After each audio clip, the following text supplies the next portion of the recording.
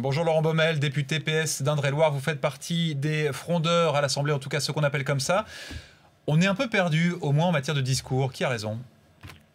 En tout cas, moi je serais un peu effrayé si on devait en effet revenir à la logique du début du quinquennat où on augmentait les impôts des couches populaires et moyennes pour réduire le déficit sans d'ailleurs réussir à réduire le déficit, puisqu'on le sait bien maintenant, quand on taxe les gens, on fait baisser la consommation, donc on fait baisser aussi les rentrées fiscales et du coup le déficit continue de déraper.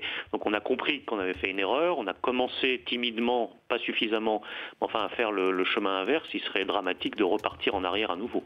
Alors, on a un président qui nous dit qu'il n'y aura pas d'impôt supplémentaire et puis un secrétaire d'État au budget qui nous dit l'inverse. C'est un vrai couac, là, ce matin. Je ne sais pas, j'avoue que je comprends en effet pas très bien ce qu'a voulu dire Christian Eckert. J'espère que Christian Eckert, comme le font malheureusement souvent les secrétaires d'État au budget, ne se comporte pas simplement en porte-parole de son ministère.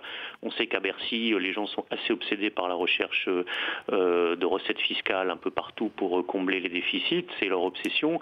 Mais Christian Eckert est un homme politique, il est dans un gouvernement, il y a un cap qui a été fixé qui consiste à essayer maintenant de prendre le chemin inverse, de rendre du pouvoir d'achat aux Français modestes. Je trouve que c'est pas suffisant, mais au moins ce chemin-là a commencé d'être emprunté, il faut le poursuivre et pas faire marche arrière en revenant à la politique des services. Sur le fond, Laurent Baumel dit quand même quelque chose d'assez juste, Christian Eckert, c'est que la réalité française, elle dépend aussi d'un contexte international.